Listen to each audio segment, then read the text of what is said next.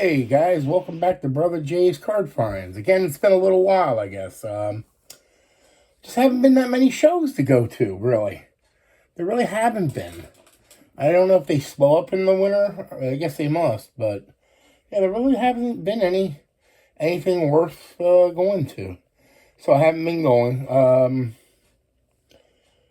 I might have been able to go to one last weekend, but it was my nephew was having his baby shower, him and his wife.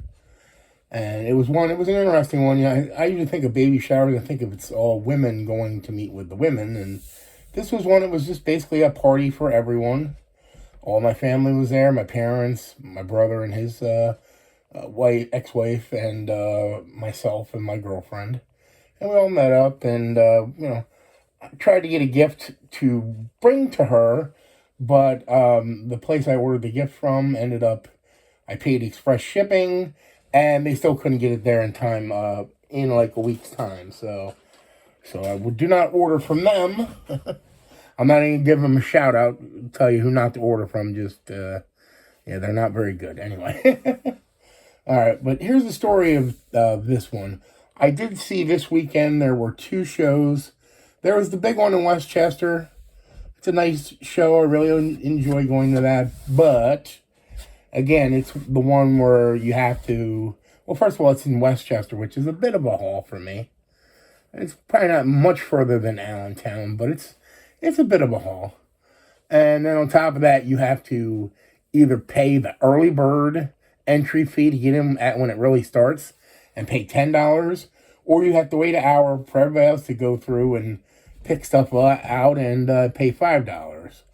And you know what? I just didn't really want to pay to get in. So I did notice that today, they have been doing it on Saturday the last couple times. It was the Denver Card Show. I always go to that one pretty much, unless there's something else that's a little better. That's, but I go to that one because it is local. It's definitely the closest one to me. It takes me about half an hour to get down to Denver from here. So it's a really closer show. I went in, I did a pass or two around looking for cheap stuff. The guys that had the diamond boxes last time I was at the Denver show were there, but they told me it was basically the same stuff. They had some stuff that I think basically the new stuff they had put up front, and they had said that they were at a show. It was a show last week that I could have went to. It was in Reading. But again, they were charging money to get in there too. So so I wasn't that excited to go to that show. And I think it was also, well, it was the weekend of the shower that I talked to you about, so I didn't go to that. But yeah, they had said that their dime box had been picked through and that a lot of the stuff in the back was the same stuff that I'd already seen. So I skimmed through it real quick because they had a bunch of 2026 tops. It was my first time handling those in person, and they were dime cards, but they didn't have anybody that was worth pulling. No minor stars or anything. Well, no stars that I would collect anyway. So I walked around, and I wasn't finding anything. I thought, I'm going to leave here and not spend a dime. Then I noticed this one gentleman had a bunch of vintage items. He had binders with various years on them. And he actually went to the trouble to ask me, is there anything in particular you're looking for? And I said, yes, really I am. I said, I'm looking for 1978 Commons because I'm trying to put that set together. I said, but you probably don't have those with you. And he said, yo, yes, I do.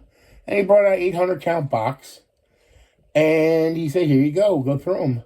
Now, I think I mentioned this last time I talked about 87s was I was hesitant to buy them just because the amount that I actually need and to pay a certain price. And I don't remember what they were in the last one. I think it was 50. The guy wanted 50 cents a card in that one. But this guy, he had them they were a quarter each.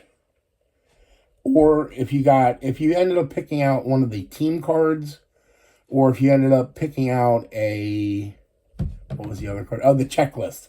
Because I guess the checklist were all unmarked. But those were $1 each, so I didn't pull any of those.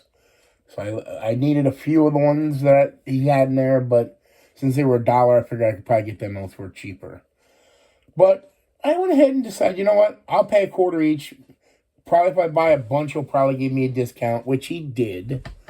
So I ended up getting probably most of what I needed for, because I mean I had a pretty good amount of the 78s, and this is pretty much the bulk of what I needed. So I got almost 400 cards here today. It was 374, something like that. So it ended up coming to like $91 at a quarter each. So you could probably figure out the math yourself. But he said, I can do 20 cents. So then I redid the math, and it was like $74 then or something like that. So, yeah, so I was like, okay, I can live with that, $74 for these cards. It seemed like, I mean, it's more than I probably would like to spend on trying to put the set together, but it is a 78 set, and these are very nice shape for 78s. There are no creases that I could see, anything bad with them. They look very clean. They must came all from the same source. So, I mean, I'm probably not going to really go through them. I mean, you can kind of, I'll give you a short handful here. Hold on.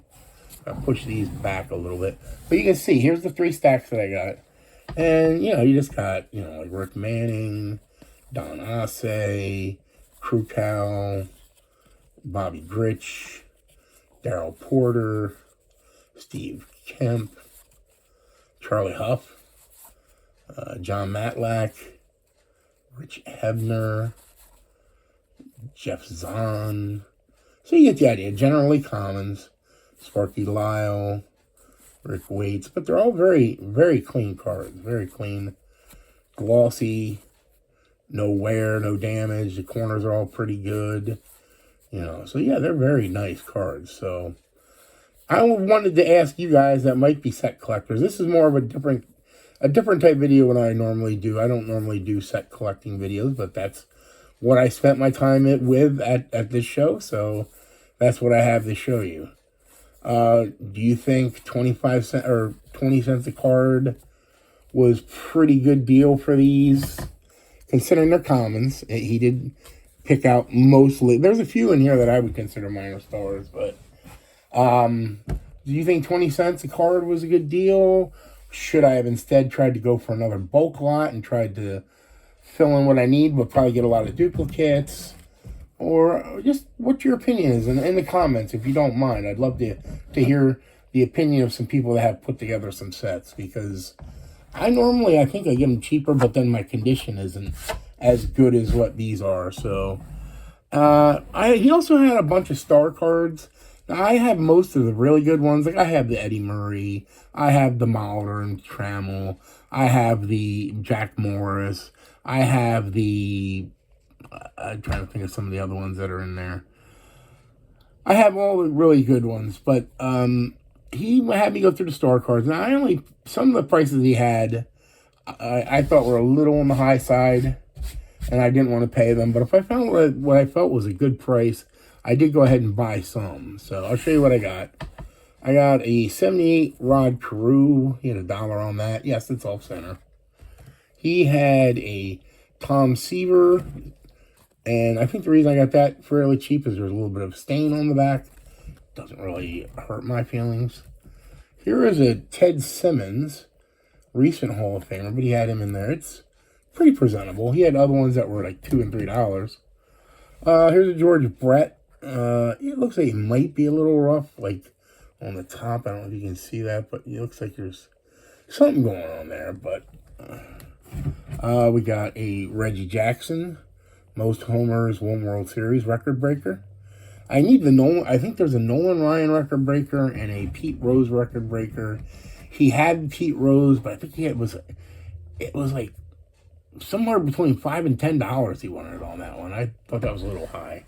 And here's the best card I got. I have to check the condition on this because it's the Lou Whitaker rookie, which I have in my rookie box, but I wanted to keep it in the rookie box. And I didn't have a second one, so I went ahead and bought this at 10. It looks clean. I don't see anything on the back necessarily. But yeah, so that's basically it for today's show, because I brought 100 with me, and by the time I bought everything, those were 17. He had them priced at 12, 14, 15, 16. he had them priced at 17. He didn't really knock anything off of those. Well, he did eventually. Like I said, it was 70, 74 and 17, which I think was like, what, I think it's 91. We did 90. Let's say that. So basically I left me with $10 for the show. So after I did that, I was like, what's the point in continuing? You're not going to get much for $10. So I called it a day. So this day was not for bargains. It was for set filling. I'm going to go through now, combine what I have with what I already had, and we're going to go ahead and update my list and find out how many more I need for the set. So, all right, guys. Well, thanks for watching. I hope it wasn't too boring since it's a little different than what I normally do, but I wanted to let you guys know that I was still out here and that I was trying to put together this set. So hopefully I'll be finishing it up at some point. So, all right. Thanks for watching.